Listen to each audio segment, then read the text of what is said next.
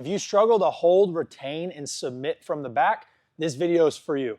My name's Nathan Haddad. I'm a black belt under Helio Seneca. Today I'm going to show you guys some tips on holding, retaining, and finally submitting somebody when we've taken their back. The first thing that I want to look at is going to be how we control from the back and what we're looking to do. First is going to be my feet, okay? And we play this game when we control somebody's back where we put hooks in or a body triangle. And the idea behind hooks is to keep Max from making a strong turn either way. If I have my hooks seated properly, I use my feet like I have spikes in my feet here, and I'm going to pull everything tight to me. What this does is keep Max from turning side to side to his knees. I'm basically connected my hips to him. But there's still a ton of rotation Max can have with his upper body. So now we start to play this game of how we control with the upper body. If I have double underhooks like this and I connect my hands, now I have pretty good control of Max. And although this might be the best control to keep Max from really turning out, I don't have any submission threats from here. From here, I can really just hold Max. And the problem becomes if Max doesn't feel like there's any threat of submission, eventually he's going to start to take some big risks. And then it actually might not be as good a control as I think. So double unders is good to hold, but not great to submit. If I have two hands over, well, now I have two hands that could attack the neck, and so I could have a lot of good submission threats, but I have no control over Max's rotation. And so Max can start to get his head on the floor and escape the back. This is generally why I like to look for a seatbelt grip. What my seatbelt grip allows me to do is have one arm that's a strangle hand and one arm that's an underhook. And so from here, I control Max's rotation while simultaneously having threat of Max's neck, okay? So in this case, if my right arm's over his shoulder, my right arm would be my strangle hand. If my left arm was over his shoulder, my left arm would be my strangle hand, and then thus my right arm would be my underhook hand, making this seatbelt. Whenever I connect a seatbelt, I like to grab my forearm as opposed to having finger grip or even palm-to-palm grip. You can see all the space here between Max and I. I want to grab on my forearm here and make a fist with my right hand and finally pull this tight, almost like I'm going to stab Max with my hand here. I get nice and tight, my ear over his ear, and now we're in a good position to control this guy. When we have a seatbelt grip, in traditional jiu-jitsu, we talk about a strong side and a weak side. And to be honest with you guys, that's mostly semantics. In fact, I prefer to attack from the quote-unquote weak side. I think there's better attacks and better traps from there. Some guys prefer the strong side. We'll explain both. My strong side seatbelt looks like this. When I fall here and my strangle hand is pointed up to the sky. And the reason we call this a strong side is because Max is falling into my choke. So if I made a rear naked choke from here, my choke is here. Again, he's falling in to the choke. If we were on the other side with the exact same seatbelt, you'll notice my strangle hand is pointed down. And so now if I did the same rear naked choke, Max is falling out of the choke, okay? This basically just moves us into where my head needs to be. And that's what will really separate the strong side and the weak side. The easiest concept you can remember here is my strangle hand and my head are on opposite sides always. So if my right arm is my strangle hand, my head is on Max's left shoulder. If my left arm is my strangle hand, my head is on Max's right shoulder. So for example, going back to our strong side, if I was to choke Max from this position, my head would be on top because my right arm is my strangle hand. So now when I choke, my head's here. If we were on the weak side and I was looking to choke Max from the weak side, my head can't be here because now he's falling out of the choke. My head would have to be underneath Max's head. Again, on the opposite side of my strangle hand. Now my hand could come in and I could start to look to choke, again, having my head in the right position. So this is the control that we look to have when we're trying to play on the back. We want to have hooks or a body triangle, and then we need a seatbelt grip if we want to have threat of submission and control. So let's look at our first form of retention. If Max wants to escape the back, he needs to clear three things. So first, from a weak side seatbelt grip, Max would want to clear my bottom hook, then he would want to clear my knee, And then finally, he would want to clear his shoulders and his elbow and start to spin on top or start to hip escape away and give up a mounted position or even top half guard. So for me to control Max's back, I have to play before he starts to escape those three things. Our most easy form of retention is to use our hook and replace our bottom hook. It looks like this. When I fall to the weak side, again, my head's underneath Max, my hooks are nice and tight. As Max starts to strip my hook, notice how his butt's on my knee. I still have the knee underneath him though. And in a situation like this, it's an easy thing to kick my left leg all the way through here. Now I can bridge off my pinky toes and I can start to pull my right heel and I'm going to drive Max up and over across to the other side. What this does is makes my right hook my bottom hook and allows me to secure the back again. From here, as Max strips my hook free, I just kick my foot all the way out. Now my heel pulls nice and tight. I'm going to drive Max again up and over and take him all the way to the other side. What you'll notice is when I start by kicking my foot, it's on the side, my pinky toes. But as I drive to the other side, I'm actually pressing off my entire foot. Gives me a little bit more of a push here to take Max all the way across. So again, rotate here just a little bit. As we fall, notice how Max takes this hook out and puts his butt on my knee. You still see the gap here, which allows me to kick this foot all the way free. I cannot disconnect my hands here. If I disconnect my hands, Max is going to start to play that rotation game and turn over the top. So my seatbelt stays tight.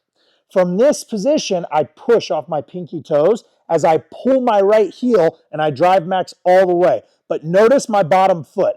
As I start to pull, I get a good push. That allows me to drop Max to the other side. You'll notice I want my hips aligned to Max's, so I can make a small hip escape here to then throw my top hook in, and now I'm in a great spot. As Max strips the hook again to the other side, I just kick my foot free. I pull my back heel, drive everything across, I make my adjustment, and throw my top hook. And so now we've retained the back when Max has just slipped my foot and he's sitting on my knee. We're going to look at what happens when my partner not only clears my bottom foot to escape the back, but also clears my knee. If Max clears my knee from this position, again, on a weak side seatbelt, here, now I can't kick my leg through and I definitely cannot pull Max over top of me. If I try to pull Max over top of me here, he's going to free his elbow, he's going to spin over the top, and I've basically pulled him on top of me. So, from this position, we need to make sure that we build height. And in situations like this, you have to remember what your goal is. If my goal is just to stay in the fight, stay on top, maintain a good position, I have no problem here, go ahead and hip out, with you keeping your hands, making a grip on the wrist, cross-facing, and driving up into the mounted position here. I'll end up in quarter mount, but at least I maintain the top position. For this video, our goal is to maintain the back. And so to maintain the back, I have to do something a little bit different. Max, face this way for me. From here, as Max clears my knee, now I have to start to build height. And the way that I do this is by keeping my hands nice and tight, putting my forehead on the floor, and opening up to my left knee. So as my forehead drops, I slide my left knee. And what I need you to do from here is open your elbows to give yourself a little bit more surface area. I keep my hands connected underneath Max this whole time. I'm going to keep my head nice and tight to Max's and slide my left knee as high as I can. From this position, I'm going to start to chair sit across, dropping Max to my right hip and finishing on the back. All right, so again, let's go from the other side here. We are on the weak side. This will change slightly if we were on the strong side. But for the weak side, when Max starts to slip and bring his hips out, I need to put my forehead on the floor and start to build up to my left knee. My hands stay connected. I put my forehead down, I open, and I build. You'll feel that it's hard to get any height from here if your elbow's stuck under your partner. So I open my elbow this way. This just gives me some stability. From here, my head stays low. I slide my left knee high as I can. And now, as I sit on my left hip, I bring Max up and across my right hip this way. here. Now my top hook comes in and we're secured on the back, ready to work.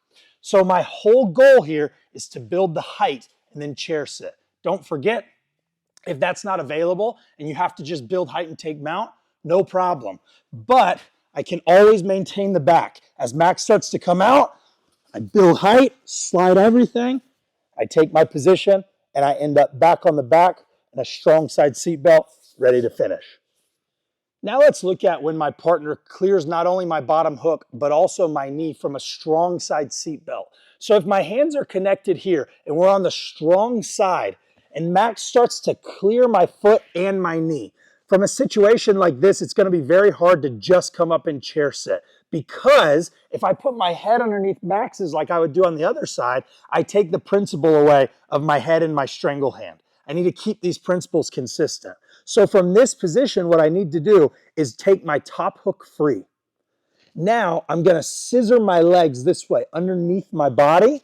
I'm going to turn my belly button to the floor, and I'm going to start to slide my lock from in front of Max's head to behind his head. And I think of this like a chain moving around a pole. I'm not disconnecting my hands. They stay tight the entire time.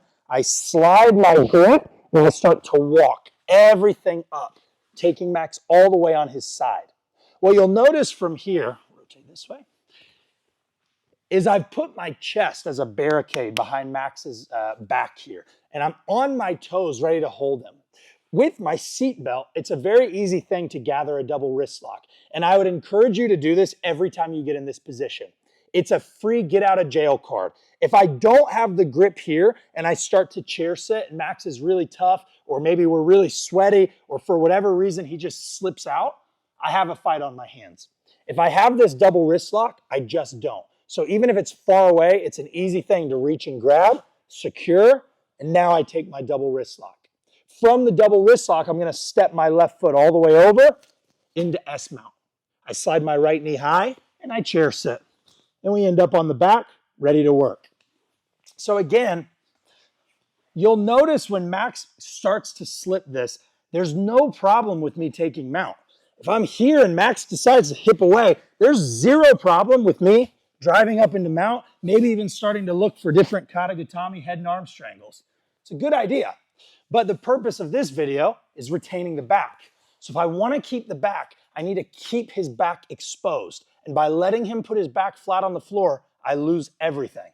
So, face this way for me, Max. We're looking at a strong side. Max clears and slips. From here, I need to act quickly and I need a strong angle. I take my hook free and I scissor my legs. Now, as I move my lock behind Max's arm, here, I start to walk. I can't walk at an angle this way or I'm limited to only head and arm chokes. I walk my angle from the side here. I walk straight into Max to push him all the way up to his side. Once I get him on the side, I control my double wrist lock. Now from this position, I'm ready to attack the back.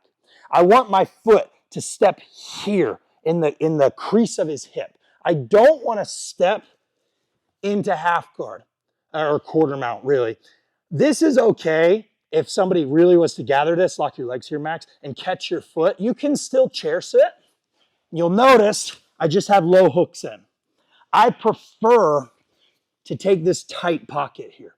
And the reason for that, I'm going to rotate you this way, Max. The reason for that is when I do inevitably make my chair sit, look where my hook is.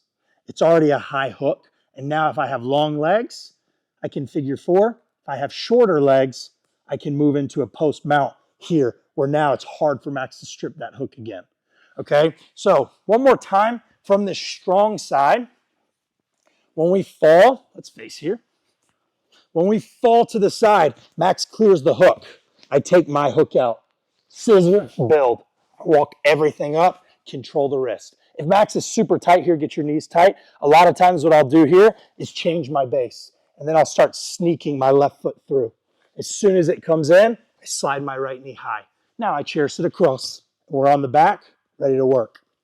So this is how we're going to maintain the back if my partner clears my hook and my knee from the strong side seat belt. So we've looked at some retention from the back. Now let's talk about how we can look for some different finishes using hand fighting and our legs in position to trap someone's arm. So I'm going to start with my seatbelt grip. We're going to be on our weak side. Remember, if I'm on the weak side, my strangle hand is on top, my head must be on the bottom.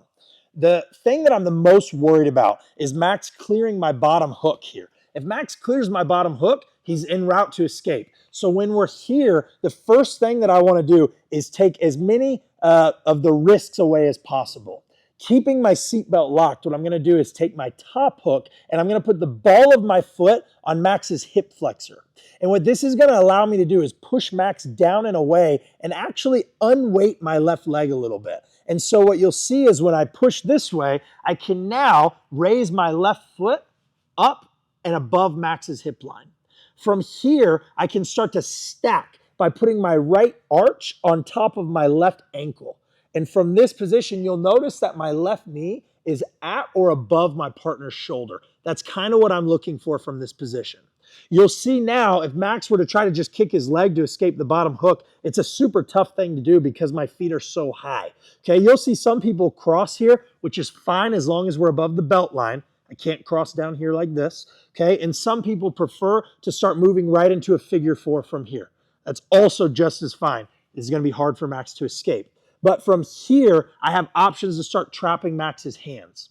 The first thing that I do is I take the lowest hanging fruit. I look for the choke first. I'm going to take my left hand, I'm going to control Max's hand like this. I grab at the karate chop of his hand. My right hand's going to start to sneak underneath. I'm going to cut at his throat here, and I'm going to anchor my hand on Max's trap. And what I want to do from here is put my chin on my wristwatch. This just keeps the choking hand and the head principle in alignment where I'm here and I can control. From here, it's an easy thing. I start dropping my right elbow down and back, and I get a strong single arm finish here. If Max were to kick this hand free, I can start taking my hand over the top and looking for a full-on rear naked choke from the weak side.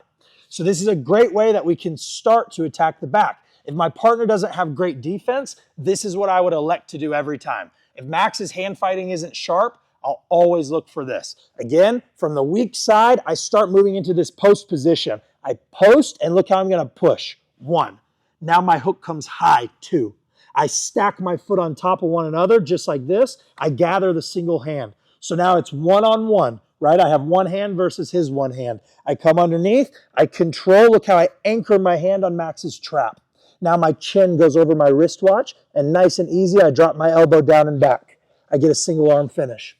As Max pulls his hand down, I can rotate over the top and look to make my rear naked choke. The problem with this becomes when my partner starts to get some good defensive mechanics. And it doesn't take a rocket scientist here to understand what Max is going to do.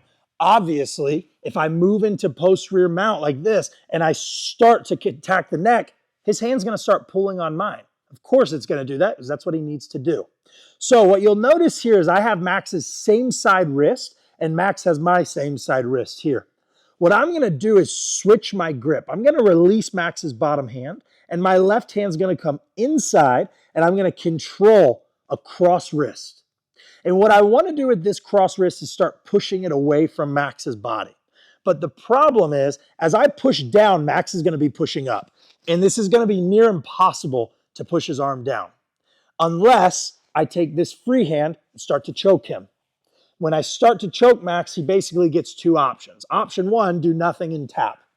Not a bad deal for me. Option 2, Max starts to pull this away. Well, if you think about some opposing forces here, if Max is trying to push this arm up while simultaneously pull this one down, he's not going to be as strong in either arm. He's doing 2 different things at once. So with my cross grip, as Max pulls down, I punch. Now it's an easy thing. My right foot is going to go to my left wristwatch here. And it's an easy thing where I can close my eyes and make that read because I know where my hand is. And now I take my toes behind Max's spine.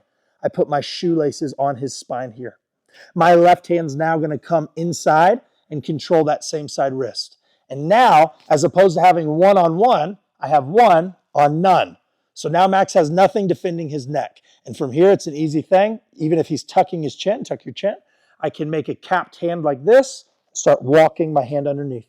I make my single arm finish the same way we did before. If he's very strong and gets his hand free, I I come over the top, rear naked choke the same way. So again, we're taking his hands away from him. I start by getting to my weak side. I need to build my hooks first. I don't want Max to have any chance of escaping first. So I post on the hip flexor, I push, and I build my hooks. Now I have high hooks. From this position, I go single hand. As I start to choke Max, look how he's pulling it down. My left hand is going to pummel inside and control a cross wrist. That's what I need first. And now I'm going to make what I would like to call a zip tie motion. As I zip tie up with my right hand, I start punching the left hand down. Looks like this. 1. Now my right foot comes over. As soon as I trap the hand, my shoelaces go on Max's spine. I keep my left hook tight up by his hip. Now my left hand comes underneath. I control the hand. My right hand's going to start to pummel. I control on Max's trap, put my wristwatch over, and finish. As Max gets tough, he pulls the hand free. I come around, make my rear naked choke grip, and I finish the choke here. And that's going to be how we can start to trap the arm using our foot behind our partner's spine. Let's now look at my favorite way to trap someone's arm from the back, and then I'll give you guys a little hand fighting tip for the rear naked choke as well that should work on most opponents. From the same situation on my partner's back, I have this weak side seatbelt grip. What I'm going to do is start to move into this post rear mount by pushing my right foot on Max's hip flexor. As I push Max down, I unweight this left leg and I can climb my hook high. Now my right foot, I put the arch of my foot on top of my ankle just like this, and we have the bottom half closed off.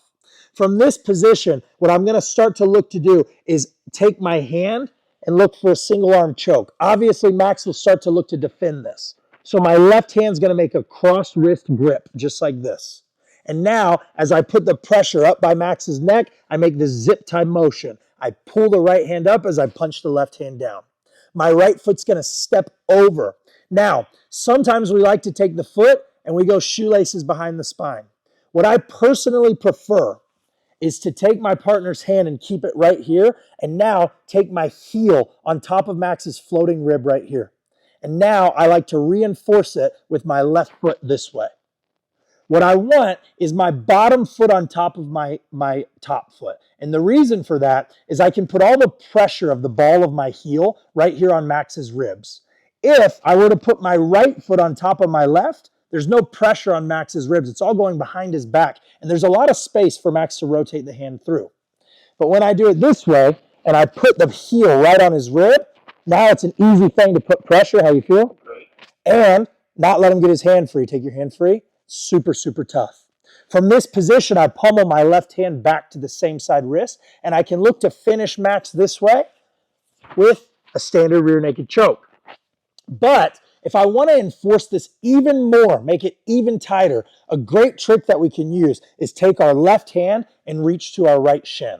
And now I start to make a weak figure four. You'll notice even with long legs here, this is a very poor figure four. I'm only using this to connect my legs, and now I'm going to come back to the wrist and back to the neck. What I'm going to do from here is drive Max all the way across to my right side. As I pull him across, now I can start to reach down, pull my shin up, and make a solid figure four, putting my foot behind his legs, keeping my lock nice and tight. From here, you'll notice I'm on a strong side figure four. Max's arm is trapped underneath him, and he has no hands to defend his neck.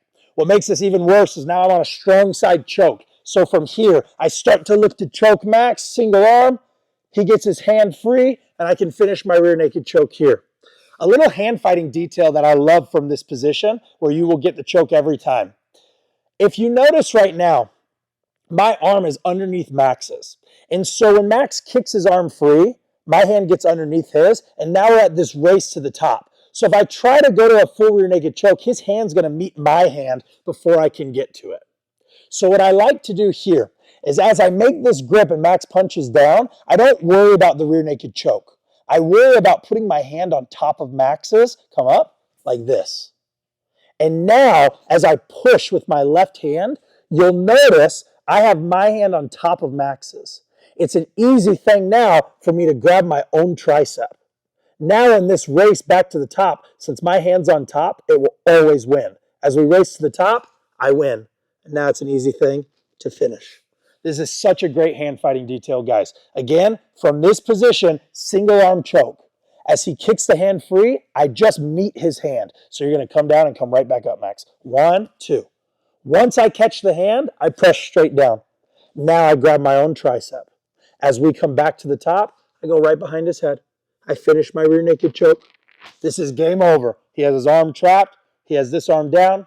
It's a really hard position to defend. It's one of my favorites from the back. Guys, we just launched our free online membership. It's all online at coreprobjj.com. If you want to check it out, click right here.